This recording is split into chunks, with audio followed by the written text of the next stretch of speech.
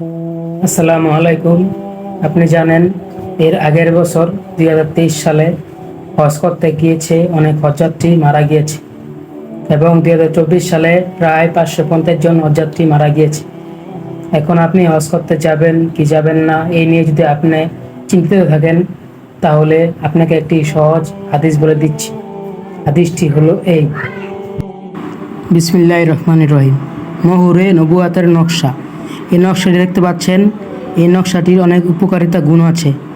মিশরাহি একটি ওজিফার কিতাবে মহুরে নবুয়াত সম্পর্কে উল্লেখ আছে যে ব্যক্তি এই পবিত্র নকশা ফজর নামাজের ওয়াক্তকালীন সময়ে পবিত্র মনে নজর করবে, সে আদি পিতা হযরত আদম আলাইহিসসালাম এর সাথী হয়ে 50,000 হজের সওয়াব পাবে।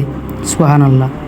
জোহর নামাজের ওয়াক্তকালীন সময়ে নজর করলে হযরত ইব্রাহিম আলাইহিসসালাম এর সাথী হয়ে 60,000 হজের সওয়াব পাবে। সুবহানাল্লাহ। আসর নামাজের ওয়াক্তকালীন সময়ে নজর করলে হযরত ইউনুস আলাইহিসসালাম এর সাথী হয়ে 70,000 হজের সওয়াব পাবে। সুবহানাল্লাহ।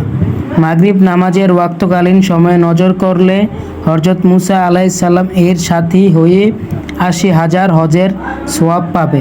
সুবহানাল্লাহ। এবং এশার নামাজের ওয়াক্তকালীন সময়ে নজর করলে হযরত মুহাম্মদ সাল্লাল্লাহু আলাইহি সাল্লাম এর সাথী হয়ে 1 লক্ষ হজ করার সওয়াব তার আমলনামায় লেখা হবে।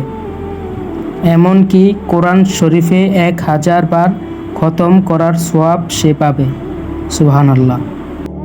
আজকে আপনাদের মাঝে এই নকশাটি নিয়ে কথা বললাম এবং আমার কাছে আরও অনেক নকশা আছে।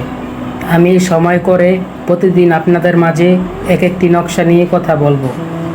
ধন্যবাদ।